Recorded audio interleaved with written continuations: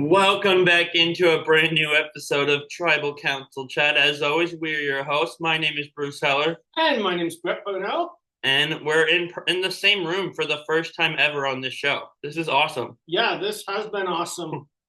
Flew into St. Louis this morning, met up with Bruce. We're gonna record an episode together. Went for some amazing Missouri barbecue, looked around the city, and then going to see a hockey game tonight and a baseball game tomorrow. Go Red Sox! Should be great. Yeah, it's been a blast. Great having you in town. It'll be great to have you tomorrow. Thanks so much for having me. We have, you'll return the favor next year, hopefully. Yep, Bruce is So, planning on getting to see the frozen north. I thought Alaska was the frozen north. I mean, when Alaska is technically, depending on where you go, a lot of the inhabited parts are warmer than central Canada. Interesting. So, we have episode 7 of Survivor 50 to talk about. Episode 7. I mean, we could have, if only we could have picked a better episode to have an in-person one than what went on this week. But It's been a rough couple episodes for our show, man. has it ever? My favorite player of the season in Genevieve goes home last week. Your favorite player, and my favorite player of the new era. Your favorite player of the new era joins her this week. Yeah, At least from Dee's perspective, she is on the jury, which yeah, Genevieve should have been, but wasn't. yeah. It's a 14-person jury would have been ginormous, though. I kind of understand jury starting after Blood and Moon. Yeah, I get it. It's just too bad. It's a good episode. I found myself. It's a very coachy episode. We've been saying all season, he's the same coach he always was. It's it's in a much stronger form this week. This was the second most coachy episode after the Martyr Approach. It's a lot.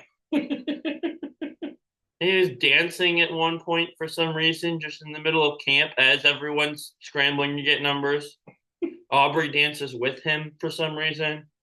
It's it's a lot. I'm sad at the result. Of course, D goes home, but this doesn't change anything. I came into the season saying, like, optimistically, early to mid post merge. That's where we are. Yep. Ignore the fact that we both said final 8 was possible last week. I said something at the draft, and that was right, so that's what I'm going to focus on. Absolutely. I definitely think That's what the reminder thing does, by the way. Oh, I definitely think from Dee's perspective, I mean, you're thinking she's coming in not only as a winner, but as one of the most aggressive players of this era, possibly of all time. Yeah. Managed to outlast Kyle. Yes, he was medevac. Managed to outlast Savannah. You can't have any complaints if you're in Dee's position. Yeah. But it would have been nice to see her go further at this point. It's just what started it was stupid. Like, the reason her name was out there in the first place is what annoys me. Yeah. It was an argument with Coach where he got his feelings hurt. But, I mean, still easily the best player of the new era. And you said aggressive player. One of the most dominant winning games we've seen. Not only, look at her game in 45. 3/3 of the game. Social, strategic, physical. Graded all three. Yep. Not many players can say that. There's the weird thing of anyone who said her name went home that episode. I'd have to, rank dominant winning games. Off the top of my head, top 5, top 10. So. Yeah. That would be a fun category for us to talk about off season. Yeah, we've been trying to compile. You guys will find out about our off season plans soon. We've got fun ideas coming. So our episode starts though with Tiffany being upset that she has to say goodbye to Camilla, and it looks like she's going to be going revenge mode now. Yeah, definitely puts Tiffany not in a great situation, but we all know that she's a great character on the show, someone who brought a lot to 46 and who's continuing to now start to open up and do that a bit more than 50. We didn't see much of her early on. We're getting a lot more Tiffany content in the last episode or two, and I really like that. Yeah. She's starting to get a lot more screen time, which is fun. And we'll get to this later, but amazing voting confessional this week. Yeah. And it reminded me of a past Survivor player that I'll tell you about. So that'll be my tease for you audience people to stay till the end of the episode. We also have a thing. Aubrey didn't play her idol when she had told them she was going to. And Rick's not happy because they would have sent her home if they had known she wasn't going to and had it boomerang back to Christian, which, if you're Aubrey, you're taking a risk. You're going back on your word to them. But at the same time, if you know you don't need it, why would you just waste an idol? Yeah, very true. I mean, she did it this week because of Rick and Christian's reaction and because it put a target on her. I don't hate the move from her, though. It's a risk. It didn't pay off, but You also don't want to be one of many players that gets laughed at online for going out with an item. yeah. So, Well, like this week, her name didn't even come up. She was just doing it because of the reaction to it. And like she said, it puts that scarlet letter of a target on you. yeah. We also see that Coach and Jonathan are sad that Colby left. And Coach said Colby went home valiantly and nobly. And this was before I was mad at Coach for coming after my girl. But I wrote down, bro, you voted for him.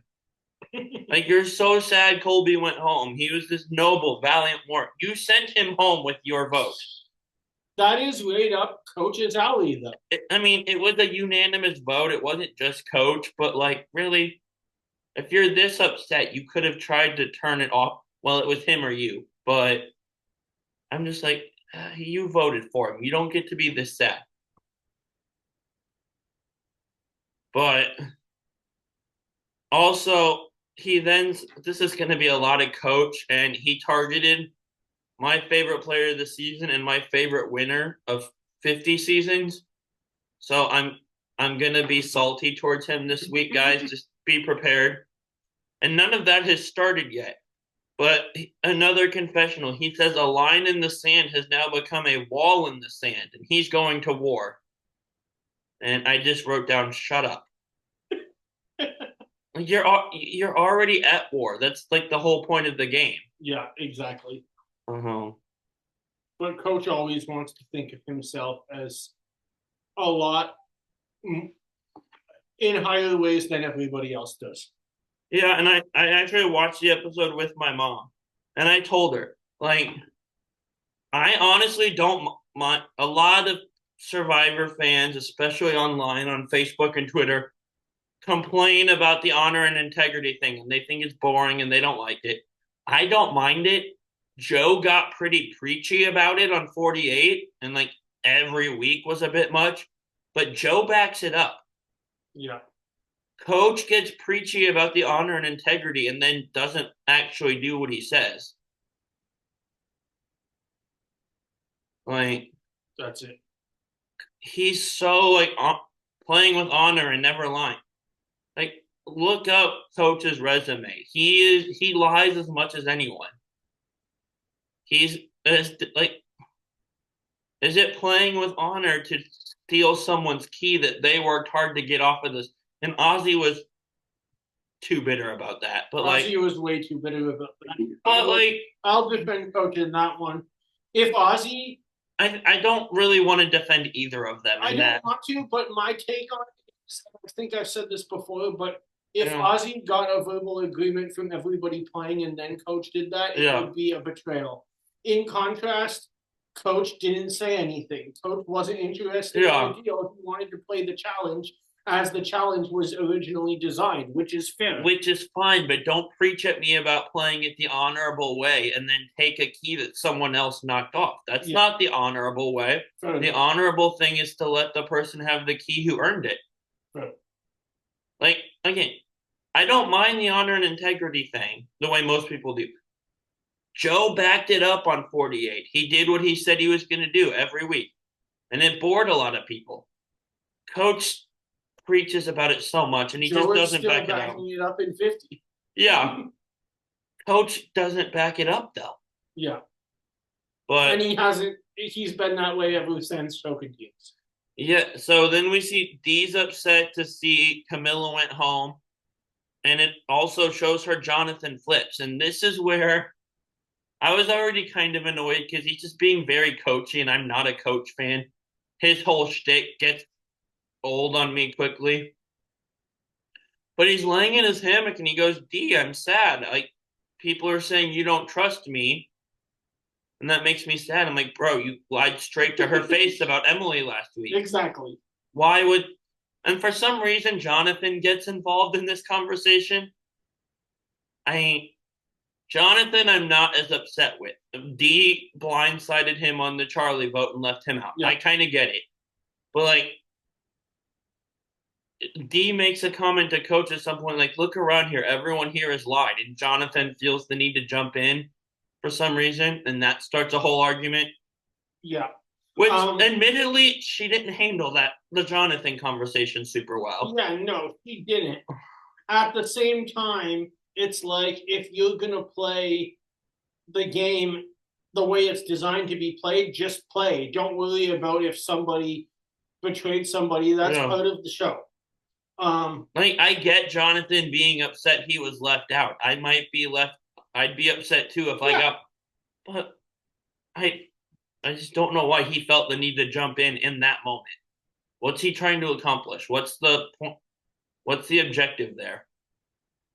Is it just starting stuff? Pretty much. Okay. So I also will say, because, like, this felt very confrontational between D and Jonathan, and that's not super accurate. Like, that's not a good move on Survivor. Like, if normally when there's an argument like that, those are the two targets, right? We've seen that before. And that she's also just smarter than how this Jonathan conversation was handled. I said that 2 or 3 times this week. Like, this is uncharacteristic. She's better than this. Theory from Kevin Oliver of Pit Stop Pals and Roundtable Talk. And the host of Tribal Council Chat next week while I'm in the middle of the floating ocean. Yeah. Well, what's the ocean floating on? The ship is floating on the ocean is what I meant to say. Oh, well, okay. I knew what you meant. I meant floating on the ocean. Middle of the floating ocean is funny. That was stupid. It's funny though. But for the audience, I was out all day and all night yesterday on the Vegas Strip. Got on a plane, came here. I am exhausted and a little hungover. Fury from Kevin though, and he wrote this on Twitter. I don't know. See, I'll text him later. See if we can get this out on our socials. I assume he tweeted this around the Jonathan conversation we're talking about. Dee seems way more confrontational and not as level-headed as she used to be. I think spending time in the challenge house where that is expected and encouraged kind of hurt her coming back to the island. Yeah, I would agree with that. Because filming for this and filming for Challenge 41 would have been close together, right? Dee said it was less than 2 weeks. Yeah, so there's not the time to get out of that MTV, like, mindset, and especially not when you're looking at playing on a show where your competitors are people like Ashley Mitchell, Sydney Segal, and Olivia Kaiser, and your number one ally is Johnny Bananas. Can we put Coach in the challenge house? No. This would be highly entertaining. Coach is way too old to be on the challenge. Okay, well, can we get a time machine and put Token Chains or, like, Heroes versus Villains and South Pacific Coach in the challenge house? Maybe we could put Coach on All Stars, even though he's never been on the challenge before. Like, can you imagine how some of these no filter MTV people would handle his BS? So good. I wouldn't mind him near as much if he played the way he claims to. My issue is that he doesn't do what he says, if that makes sense. So, and honestly, like, D and Coach really wasn't that long of an argument. It was, he said, I'm sad you don't trust me. And she explained how the game works to him and said, look around at all these people. They're all lying. They're all trying to accomplish their goal. I don't know why she didn't just say you lied straight to my face about Emily, but, like, that conversation didn't continue a ton. It's why he targeted her and drove the vote on her. But like the Jonathan thing went way longer than the coach thing, didn't it? Yeah, And definitely. like what? And I don't. Again, I'm not fully blaming Jonathan here. If I was blindsided and left out of a boot by someone I thought I was working with, I'd be upset too. But like, what are you gaining by this? Any conversation you have in this game, there should be an objective. You know. I don't, or like if you're confronting someone like this, what is he hoping to get out of it? I just don't understand unless he just let his frustration and anger get the best of him, which we've all had those moments. Yeah, absolutely. But I'll keep going. So, this is another quote. There's a few of these where like I'll just be reacting to things he said or did, which isn't me. I'm salty, but this isn't because I'm salty. The edit focused on him heavily, did it not? Yes, it 100% did. Like I said, this Yeah. was the second most coachy episode after the Martyr Approach. Yeah. I don't remember if he said this to her or in a confessional, but I have in my notes a coach quote that he said, "That's not how I play Survivor." And I wrote down, "That's why you've never won." At this point, That's I'm so just true. the coach stuff at the beginning. I'm like, okay, this is annoying. It's now I'm like, okay, I'm mad at you. I'm in full salty mode at this point already. So we'll see how my notes reflect that. But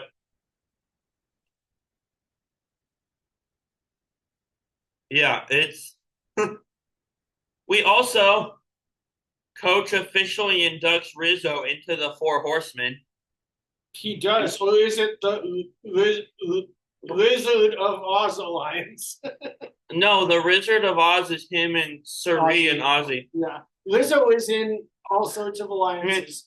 Lizzo is proving why I love watching him play Survivor so much on this season. Yeah. I loved watching his game last season too, but like last season he was able to stick with Sophie and Savannah and ride it really the whole way through, and that's what you want to do if you can. But the fact that Rizzo as a 49 player can just come in and make alliances with Colby and with Coach and Sui and Ozzy, it's like to be fair, he's not actually in this alliance. Coach is inducting him in. He plays along, but he tells us like, "Oh, cool, you're just inducting me because you lost someone else." Yeah, but it's like the fact that Rizzo can come in as this young guy from the most recent season and play with all these legends is really proving that he should be on a season like 50, despite that his casting choice was controversial a year ago, before we ever saw him play. Yeah. And so our next thing is Emily tells Rizzo. And man, I really stuck my neck out for Emily this week, and I stand by what I said, that like a lot of the online fan base is acting like, oh, she just has no control and is so loose-lipped and can't keep things to herself. I think what she's doing is strategic, but it backfired on my favorite player of the season this week. Is Emily tells Rizzo that Dee spilled about Rizzo's idol to her last week. And because of shout out to editing, because my note on this was, did she? I don't remember if she did or not. Yeah. They didn't show that last week, right? That's right. And so they show us that now. Well, because Dee gets confronted about it. And we learn that Dee told Emily and Tiffany and Jonathan. This was number 2 of the week where I'm like, what are you doing? You're smarter than this. You're better than this. This just felt very uncharacteristic. Like, that's just not her. Very much so. And like my mom made a good point. Her first season, a lot of like one thing was she was kind of the gatekeeper of information on 45. Everyone trusted her and everyone was bringing all the information to her, and she wasn't sharing information with anyone other than Julie sometimes. This is the opposite of that. Dee was totally in control of everything. Even the Julie thing, she's like, hey, vote for this person, and didn't really say why. Like, we went from being the ultimate gatekeeper of information to I'm telling 3 people about someone else's idol, expecting it not. It's a dumb move. That's not. I don't know what I was watching there. Yeah, I agree. The more I think about it, the more I like Kevin's challenge theory, especially now that you said the timeline. Because when I haven't filmed one of these shows, but I assume you're in a very specific like headspace and mind frame when you're filming this, Yeah. right? And especially, And if you're in that MTV headspace, that mind frame, 2 weeks is not enough time to get back to normal, much less get into a survivor headspace. and the two headspaces, like you say, are so different because we saw players like Michelle or Jay learn the hard way that they were trying to play that survivor mind space in the challenge. And it didn't work well in the early seasons simply because the challenge is a game where you're not concerned about winning all the time. You want to pick and choose the right dailies where you win, make sure you stay out of elimination, and don't piss people off because 80% of you will be on the next cast and the next cast and the next cast. Yeah. That's not the case in Survivor. Yeah. The things that got her sent home this week, being overly confrontational with Coach and Jonathan, which I'm not upset with her arguing back, but at a certain point, like you can be too confrontational while arguing back. You can keep it going too long, you know? Yeah. Like if this was 45D, she would have stopped that and walked away way before she did. This is the second time of this. I'm okay, you're playing this bad. This just isn't you. Or it doesn't not the 45 version of you. But which you can never expect her to play either yeah. because Diaz comes in as such a big threat that therefore playing what we know of you is going to get you voted out. I wasn't expecting 45 results, but I was expecting smarter gameplay than this. I feel like that's reasonable. Yeah. But shout out to Kevin for your theory. It'd be funny if I called him right now while we're recording. But we also learned that Stephanie's going on a boat. A boat shows up, and do they pull rocks or do they just decide she's going? Or what happens there? Let's see if this works. We'll keep talking, though, while my phone rings. And the journey is the iconic arm bucket challenge.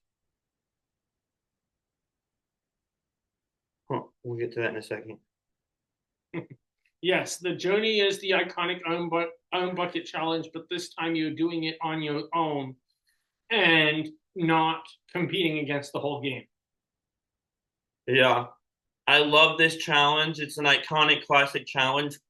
Doing it on a journey is wasting it. Yeah, I would agree with you. Okay, we got his voicemail. I was going to call him so we can give him props on his theory because we both love his theory. Yeah, I do.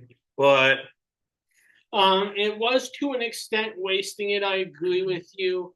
The one thing that I think that it worked is if they were to start integrating classic challenges into journeys, we could get a lot more of them done in a season as opposed to just journeys being so random. Why can't we use like a season like my mom said this and I can even agree.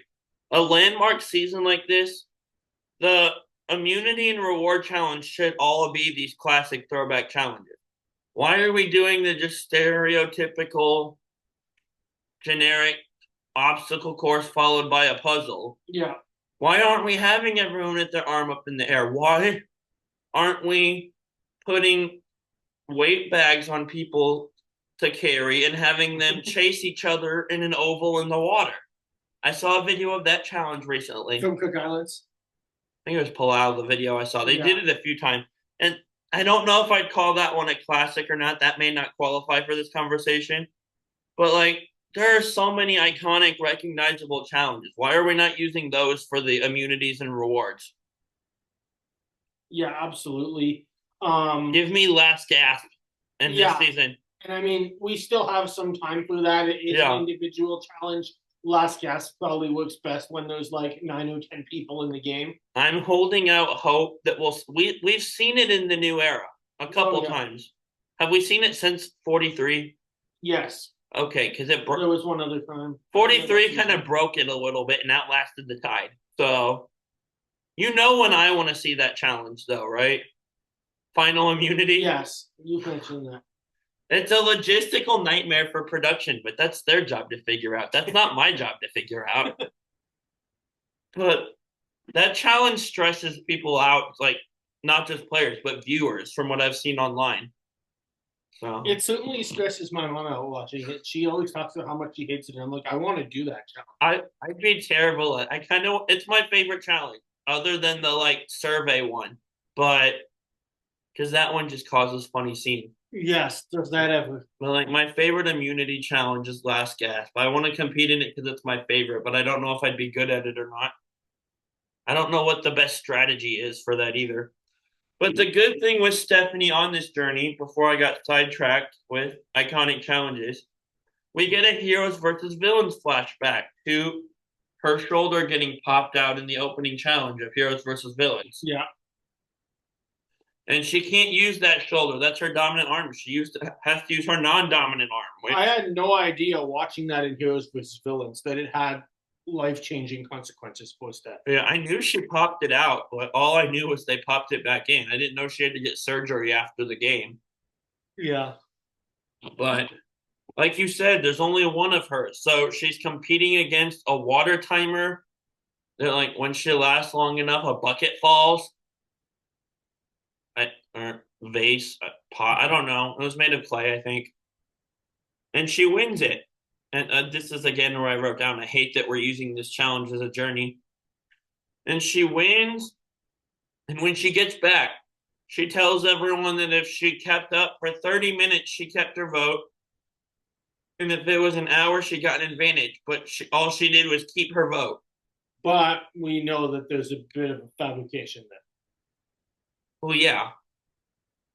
Because it wasn't 30 minutes versus an hour. It was water timer, and you either succeed or fail. There wasn't multiple.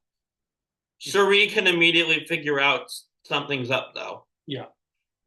Oh, my Siri went off there when I said Cherie. That's funny. So Cherie confronts her, and she tells Cherie she has to steal a vote. It seem like they can work together, possibly. And Cherie then tells Rizo about Steph's advantage because her and Rizo tell each other everything up now. So, love that for the two of them. We get to the challenge. I admittedly did not write down how the first part of the challenge works. It's an obstacle course, and then there's a puzzle at the end, and there's a giant boulder in the obstacle course. The giant boulder school, very generic challenge for the 50th season. Yeah. Also, I have a question for you. It's really a question for Probst, but you know more than me about just stuff sometimes. Probst says the phrase, and this is a quote: a Chinese takeout staple, brownies. What? Probst was just joking. I figured that had to be sarcastic, but I'm like, is this a thing I've never heard of? No, a Chinese takeout staple for dessert is either almond cookies, fortune cookies, or ice cream. Okay, I figured that was the case, but I'm like, what is he talking about? I've never heard of this. There's been plenty of times in my life, though, where something is common or well known, and I learn it and am shocked by it, and everyone's like, yeah, this is common information. So I'm glad I asked you that. The best part of Chinese food, and I don't even know if Probst said it or not, is the crab rangoons, though.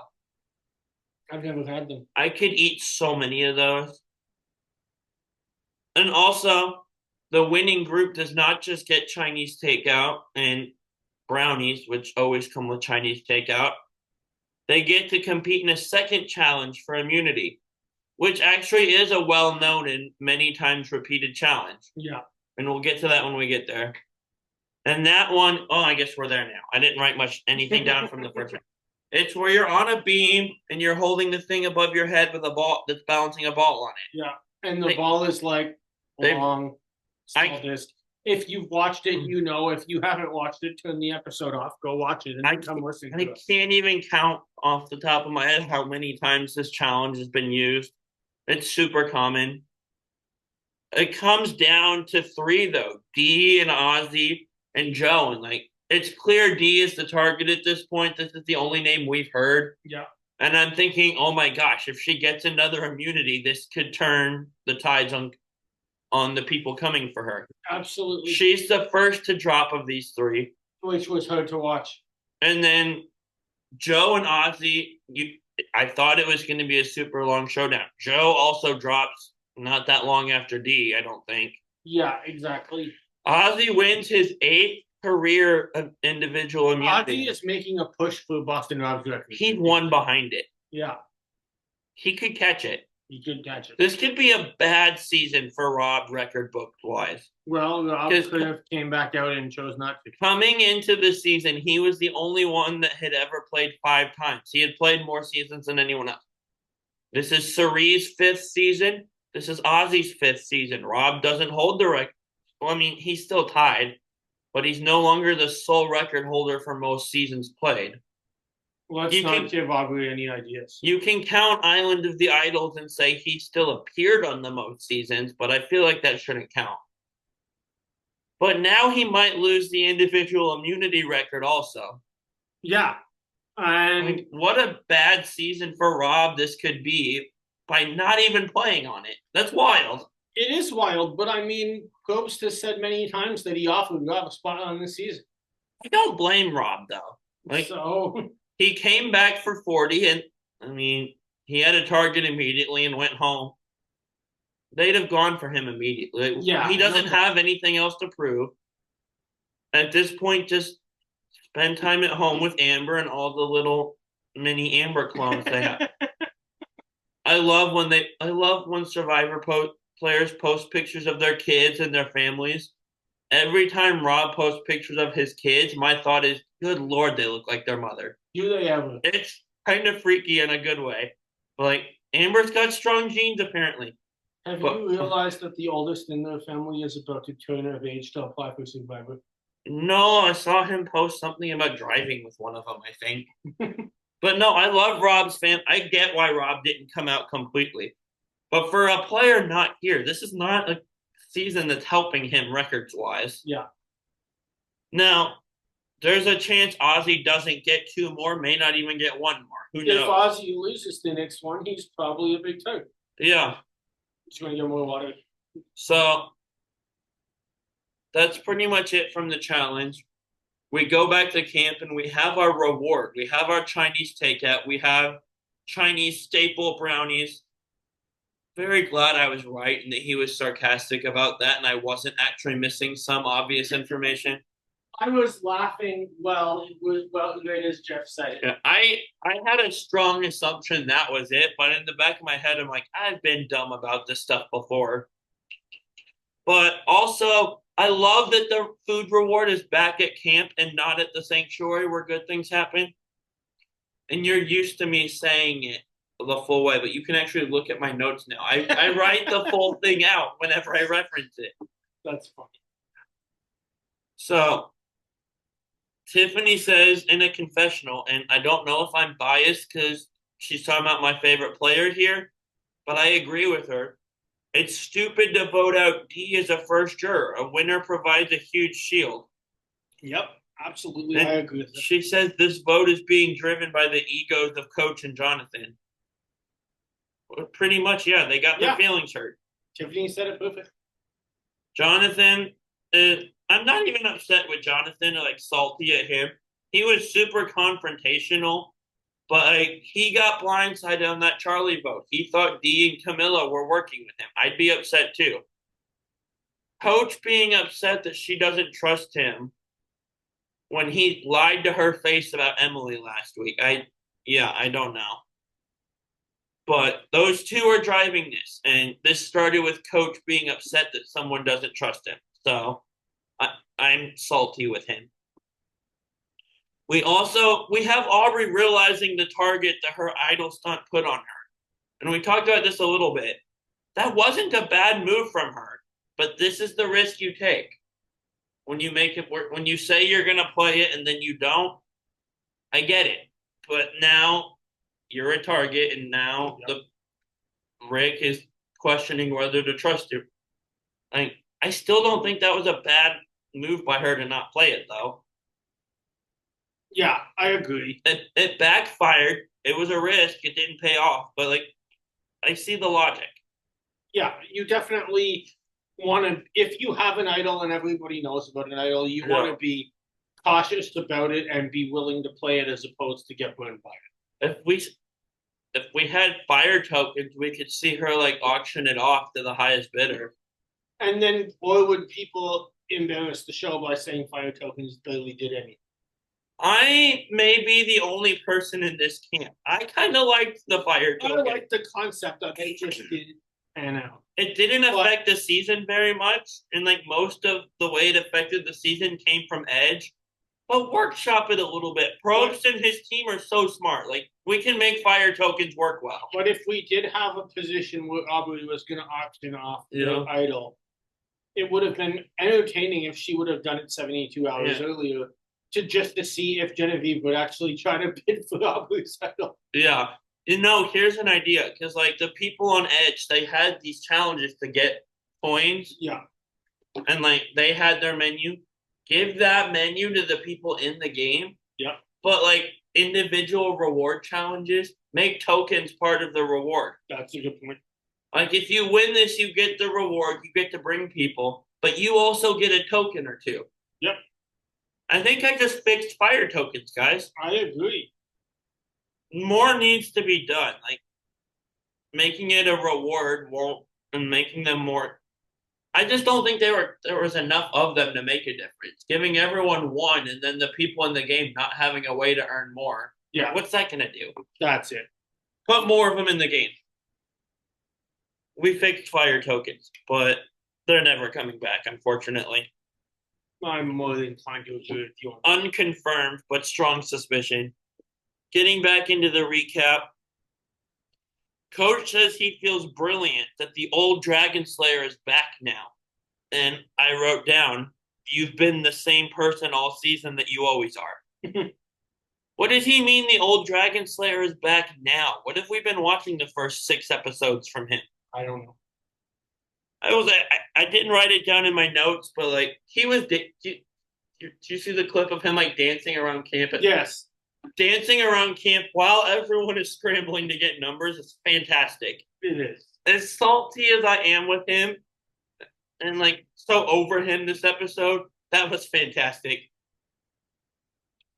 Coach also says in a confessional, and this is a quote, "This is what you've been waiting for all season. Or this is what you've all been wanting all season." And I wrote down, no one wanted this. I'm just over him because I know there's such a little chance that Dee survives and it's his fault.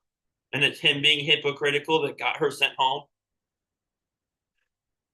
Christian has a great confessional about Coach where he says, people think I'm squirrely, and by people I mean Coach. Why? Who the hell knows? Maybe someone that looks like me gave him a wedgie in high school. That's fantastic. He's also, this is where we start to see Rick get upset with him. Coach is giving everyone orders. He's getting dictatory. And he's pissed that the 7-4 plan got out somehow because he's got this master plan, like he invented the concept of splitting votes or something. But Coach tells Rick that Christian isn't allowed to be in on the plan. He's the most dangerous player here besides D. How are you going to tell people who they can and can't tell about a plan? Like, who made you king? Coach has never answered that question. He always just appoints himself the king. We also see Dragon Slayer, I guess this. Stephanie doesn't want to vote for Tiff, that she wants to be one of the D votes. And Coach fusses her and says people can't say they aren't going to write someone's name down or don't want to write someone's name down. Because what if everyone did that? Yeah. How are you telling someone who they can and can't vote for? I mean, technically he's not, but I mean, you get my point, though. I get your point. I'm just over him at this point. I have been the whole episode, but it's getting worse at this point because I'm realizing there's no way D survives at this point. Yeah. But Rick is this whole dictator. I knew D wasn't surviving at this point, but it was because I was watching on the Pacific time zone, and Savannah kind of ruined it. They gave me false hope though, because like 2 or 3 scenes in a row of him acting like a dictator. Rick is ticked off and annoyed about this and like acting like everyone is his lackeys. And I wrote down, flip the vote on him then. Yeah. Like, why is nobody even mentioning? Everyone's talking about how they're annoyed with him. Why is nobody talking about him to this point? Then we see Emily and Rick at camp talk about trying to rally votes on him. Did this fool you for a second? Well, you already saw it. Yeah, like I said. If you haven't seen the result, would this have fooled you, though? Probably. I was definitely watching going, oh, maybe they're showing you that multiple things were happening at camp. Yeah. I just happened to be on the West Coast. I went into Tribal thinking D's going home, but maybe they got numbers on Coach. And that was my optimistic side coming out. And we got a live Tribal, which... We did. I don't mind live Tribals. In season 40, Winners at War, I minded them because it was happening every week, and I was over it. And that's the thing. A live Tribal, when it's impactful, can be a great part of this game. No. It's just it doesn't need to happen immediately before Jeff can even get a question. When it happens 30 times like it did in Winners at War, it's not. There's nothing special or surprising about it. Yeah, I'm just saying, like, you people had all day to figure this out. Why, like, have it figured out when you get here? But also, live Tribals, when the main target is my favorite player of the season and someone I'm such a big fan of, are stressful, man. Yeah, that's. And she said at one point to, I think she said to Ozzy, "Vote for Coach. We have the numbers," and that kind of fooled me for a second. I kind of believe that. She did not have the numbers. Yeah. But notes from Tribal. Coach says something. Probst looks at Rick and says, I need a translation for Coach speak. That was amazing. Which is, I love that we have a name for his nonsensical figurative language now. It's just Coach speak is the language. But Rick tells Probst that he came to the wrong dude. He has no idea what Coach is saying. Tiff's voting confessional. I didn't write it down specifically. I think, doing this from memory, you're a self-righteous hypocrite, and I can't wait to write your name down over and over again or something like that. She said self-righteous hypocrite. I'm not sure how the second part was phrased, but reference writing his name down again. Which was great. So I mentioned earlier, this voting confessional reminded me of someone. Do you know who that player is? No. This gave me Crystal Cox vibes from Gabon. Yes, I see it. Because in Gabon, Crystal was voting for Randy, who she couldn't stand, and said, forget you, go home, goodbye. Said it so loud that they could hear it from like where they were sitting, couldn't they? Yeah. This gave off that vibe of her just saying the bluntness of it. She wasn't. Oh, Kevin's calling back. Oh, let's get him in. Hi. Yeah, we're recording right now. We were just going to tell you how much we love your challenge, MTV Theory. Hello. Oh, really? Yeah, we were talking about on the show, and I just said, hey, let's call him and see if he picks up. Oh, sorry. I didn't. That's okay.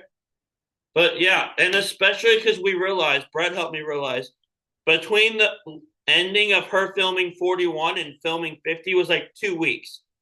So there wasn't enough time to get out of that MTV headspace and mindset.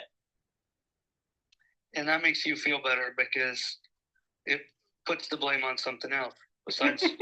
Oh, I've said she misplayed a couple things really hard this week. Kept the Jonathan thing going too long, told way too many people about Rizzo's idol. But I have an explanation now.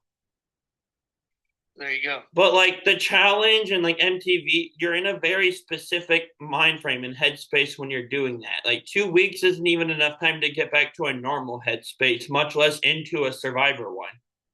Right. So we thought we'd call and bring you on the show and tell you that we both loved your theory and referenced it on the show. And I read your tweet. Oh, sweet. Yeah, what did you think of the episode? We're dubbing it the second most coachy episode behind him going to exile and Token Chains. I've been a fan of Coach this season up until last night. He's been the same coach he always is, but the edit just focused on him. Like 80% of the edit was just him or people reacting to him last night. It was so much coach, and I'm over it. I think you were over it before the season started. Yeah. But it hasn't reached a point where I'm verbally talking to the TV until this week. And I was doing that before he started stuff with D. Like, this isn't just a D thing. He's a lot. Mm-hmm. We won't keep you. We just wanted to call and get you on the show and tell you we love your theory and give you props. Well, thanks. I'm super nice to you all the time. So this is just on brand for me. So. All right. You guys have fun tonight. See you, buddy. See ya. That was fantastic. Yeah, that was. I hope I turned the volume up on my phone partway through. I hope the audience could hear him, but that was fun. I have to pull my notes back up now. We're at Tribal. There's not a ton to say. No. Tiffany's voting confessional. Much quieter, but the content of it was Crystal Cox. Just pure, I don't like you saltiness, and I'm so here for it. Yeah. And this is funny. You can read this. Shot in the dark, once again, useless. And then, because a lot of times I'll write a note, then put a little dash under it, like a bullet, and that's my thoughts on that note. Yeah. I wrote this down before it was revealed. I was right. As soon as she got up and said shot in the dark, that she had played it, I started writing down shot in the dark is useless once again. Didn't even wait for the scroll to come up. That's funny. And if the scroll had come up safe, I still would have shared that I wrote that note. But I don't want to keep harping on it. Shot in the dark is so much more useful as a bargaining chip, like Ozzy and Christian used it, or like 47 gave them up for the rights negotiation. I think using it for its intended purpose is the least useful way you can use shot in the dark. But I don't hate it. It just, if I'm a player, I wouldn't put any faith in it at all. It's useless, kind of. Unless you're Caleb. Or a couple other people. I think it's worked 3 or 4 times. Jamie. Worked for Jamie, but she didn't receive any votes, I don't think. Yeah, she didn't need it, but it worked. Yeah. And then there was another one we forgot that Kevin fussed at us about forgetting one time that I forgot again. I'm a great listener. Yeah. But, so a line blindside first boot. Do you have 3 names? Yeah, I do. I always like to try to get a chance to use at least 2 of my names that are 2 of my favorite players. Yeah. And with Kevin Stewie, I've got to go with 3 survivor players who have appeared on the challenge. Okay. So obviously Michelle and Sydney are going to be on this list. That's a given. To get another winner in there, Tommy Sheehan as well. Interesting. I'm going to first boot Michelle just because she's the one that I can't beat. I want to blindside Sydney just to see her as a juror, but I think she'll rub people the wrong way more than Tommy will. Interesting. Tommy seems like a nice guy, super nice. One, because of his relationships with people against Detective Dean. So I'll blindside him and align with Sydney, but I want to see Sydney as a pissed off juror just for some reason. Yeah, I'm gonna first boot Tommy as a winner. Yeah. I'm going to, like you say, I agree. I do want to see Sydney on the jury. I think Sydney would be someone who could offer a lot of in the jury, but who, despite what people might think about her personality, I don't want to sit next to because she fights court cases for a living. Yeah, that's true. And that doesn't sound like a good idea. And therefore, I am obviously going to align with someone that I'm friends with outside the game and have gotten to know in the Survivor community and in the challenge community. My favorite player of all time, Michelle. Nice. I'm going to give you people that have butted heads with Coach. Nice. I mean, do we only have a list of 3? I've chosen 3. I've chosen the first 3 that came to my mind. So, of course, you have D. That's the most recent. Yeah. You have, we're going back to his first season. And, like, Aaron couldn't stand him and had the Dragon Slay thing. Didn't really get into, like, huge head-to-head arguments. Yeah. But Sierra Reed did and Yes, exposed him for lying to Steven and JT right in front of them. Yep. And so your third one comes from South Pacific, and this person gave a famous, not a super memorable Survivor name, probably most well known for giving a speech about how much she didn't like Coach, and said his name's not Coach, it's Benjamin. Yes. So you get Stacey Powell. Just nice. The salty at Coach is my theme for this. So I think as far as threat level goes, as a player in your alliance at final in challenges, D has to be the first group. She does. I'm sorry. No, I'm doing it too.